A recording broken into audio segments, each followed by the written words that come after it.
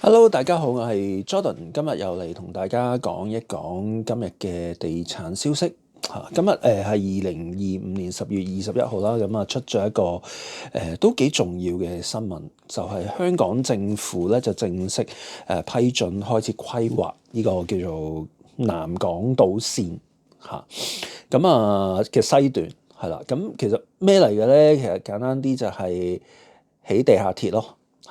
咁呢一次呢一個南港島線咧，就係連接住黃竹坑，現時嘅黃竹坑，跟住向港島西邊發展，係啦，向呢個香港仔啦、田灣啦，有呢一個嘅華貴啦、華富啦，跟住就去到呢一個數碼港、瑪麗醫院，咁啊最後就去翻呢一個嘅香港大學站。係啦，其實就彌補咗真係西面嘅交通不便嚇嘅一個極大嘅缺點。其實好多香港人咧去港島區咧，如果唔係喺港島區長大嚇，好似我咁，通常去港島區咧，其實都係嗰幾個地方嘅啫。一係就中環、上環嚇，跟住就去銅鑼灣。咁小弟其實若干年前，好多年前啦，咁就曾經都係喺港島區翻工嘅、上班嘅，係啦。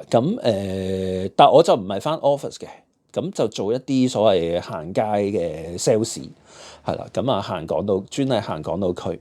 咁每次咧，其實咧，我就被分配咗喺我哋而家地產界叫做西半山嗰邊啦，係啦。咁但係通常我哋行西環咧，每次行到去呢一個嘅即係堅尼地城，係啦。某條路小路嚇，跟住就折返㗎啦。原因因為係冇車啊，係啦。行路嗰邊亦都係荒山野嶺，係啦。咁對我哋即係普遍嘅香港人嚟講咧，港島區就係只有個盡頭就只有係呢一個嘅堅尼地城。係啦，當然啦，即係咁講誇張嚇，但係事實上其實如果你話港島區南邊咧，或者西南方咧，其實多數都係啲即係豪宅區啦，所謂係啦。幾年前開通咗呢個港島南線、南港島線之後咧，就金鐘可以去到呢一個嘅海洋公園，跟住黃竹坑、香港仔，個情況就大為改善。係啦，但係今時今日其實都係好唔方便嘅，即係港島嘅西南邊嚇，我哋叫南區啦，係啦。譬如話若干年前，小弟其實都係工作需要都會去呢一個嘅數碼港，係啦。眾所周知咧，就如果去數碼港咧，其實就都係複雜嘅。係啦，你就最快咧，或者最簡單直接咧，就係響呢個金鐘係啦，搭呢一個嘅小巴係啦。但係嗰架小巴咧，其實係兜車嘅，係啦，係咁兜路嘅。佢沿住真係堅尼地城啊，兜落去瑪麗醫院啊，即係其實基本上係逛一逛成個即係港島嘅西邊係啦。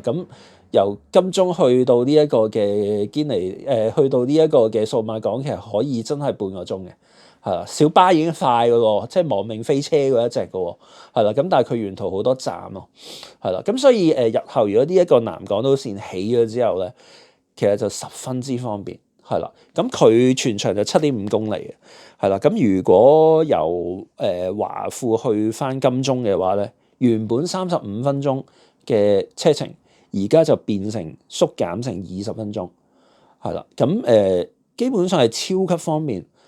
會帶動到嗰邊嘅樓價係啦。當然而家已經貴㗎啦，即係譬如話貝沙灣咁樣響數碼港嗰頭㗎嘛，講緊係2萬零蚊一尺啦嚇。將來會唔會再升咧？如果地鐵通車，好大機會都會升多少少喎，係啦。OK， 好，呢個就南港島線啦。今日規劃。2027年開始起啦，跟住2034年就會通車㗎啦，係啦。都仲有9年時間嚇。到時嗰邊嘅樓價點樣咧？又或者會唔會多咗啲新嘅樓咧？拭目以待，但係多數都會嘅，係啦。好啦，即係講講鐵路啦，南港島線其實亦都要重溫翻我哋而家現時香港即係起緊嘅鐵路啦。咁最矚目就當然係呢個嘅北部都會區嘅北環線啦。咁啊，又同大家溫故知新下嘅北環線係咩嚟嘅咧？就由呢個錦上路開始，係啦，去到你可以話去到皇崗，係啦，咁啊連接咗呢一個嘅傳統新界東北兩邊嘅交通嘅缺陷啊，係啦，彌補咗。因為傳統嚟講咧，新界西咁啊，屯馬線啦，係咪出市區係啦？跟住如果新界東咁樣，譬如話上水啊、粉嶺啊，呢啲地方咧就會搭翻火車嘅，而家叫東鐵啦，係啦。咁日後北環線出咗，係啦，咁兩邊人口咧就匯聚翻嘅。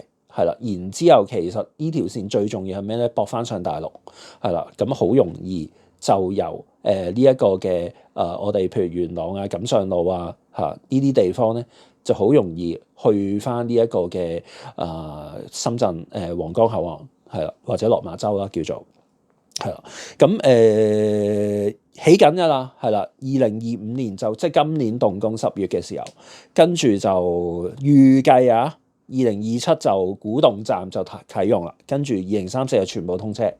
OK， 咁錦上路站開始嘅，係啦，北環線係錦上路站開始。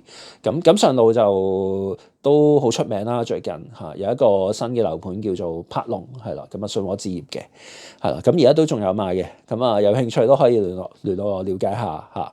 咁新樓靚樓 ，OK， 咁嚟緊咧就有幾個站啦，北環線第一就係錦上路。跟住就坳頭，跟住牛潭尾、新田，然之後古洞咧就會駁翻呢一個東鐵線，再去呢一個嘅落馬洲，係啦。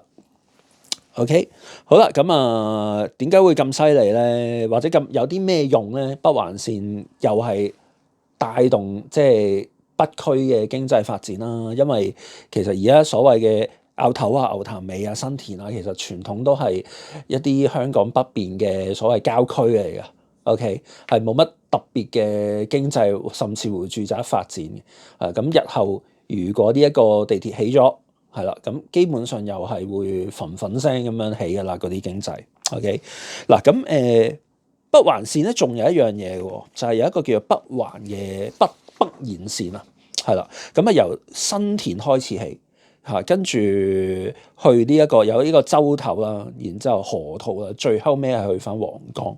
咁呢個北延線都好重要嘅。點解咧？因為今日亦都出咗一個新聞，就係河套區嘅一個發展係啦，就開始上馬啦。所謂係啦，咁河套區其實唔講大家都唔知，其實一直都係呢一個講緊係做一個叫做深港嘅科技係啦創新合作區。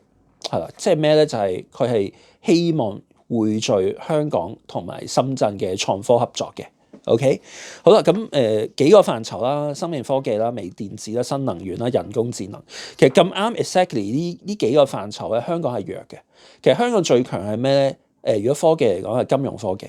OK，我諗唔到其他啦，係啦。我以前係做 IT 獵頭嘅，係啦，咁好集中，其實即係大部分都係呢一個嘅金融科技行業會有一啲叫做所謂新嘅創科係啦，可能同物流相關啦，比較出名係啦。咁但係香港嘅科技發展一直係唔多元化嘅，都係好集中金融嗰方面嘅。OK， 咁所以今次出呢一個河套區係啦，嘅一個創科發展，其實會拉翻一啲所謂傳統工業嘅科技啊，係啦，咁嚟翻香港嘅發展。OK， 嗱咁咩嚟嘅咧？河套區而家又可以有5萬個就業嘅。OK， 咁嚟緊會有地鐵係啦，即係北環線北延線起緊係啦，咁會唔會又對香港嘅科技或者創科行業有幫助咧？呢個第一。係啦，咁唔夠嘅話，仲有喎，原來仲有一個叫新田嘅科技城。OK， 新田科技城又係咩嚟嘅咧？喂，會唔會同呢一個嘅河套 overlap 咗咧？咁樣我覺得有少少，但係咧新田科技城最大嗰個嘅強項係咩咧？佢個面積好大嘅，係啦，佢係大過河套區再大過呢一個嘅現時嘅大埔嗰個嘅科學園。係啦，佢大個科學，佢大致上係科學園嘅17倍咁樣啦，係啦，即係個面積啊。將來其實就業人數咧係10幾萬嘅，16萬咗緊嘅。OK，好啦，咁所以未來香港咧會唔會真係除咗什麼大學城之外，就會發展為一個即係全球或者亞洲地區啦，唔好咁串啦，亞洲地區嘅科技中心咧？拭目以待啊！拭目以待，我都幾期望，係啦。咁總言之咧，其實北環線之外咧，仲有一個北延線。北延線就係連繫住呢一個嘅新田河套皇崗，係啦，匯聚咗科技人才嘅。OK，好啦，咁北環線係咁嗰度。咁都好快啊！2027年就通車啦，去古洞嚇，跟住3-4年全面通車。好啦，最後尾就講一講都要提嘅，就係呢個嘅屯門南延線啊。屯門南延線咧就起緊㗎啦，又係啦。咁再快啲嚇，2030年通車嚇，2個站係啦，連接屯門市中心去到屯門碼頭嘅係啦。咁一個叫做16區站啦，咁現時屯門泳池嘅位置啦。另外一個咧就係屯門南嘅。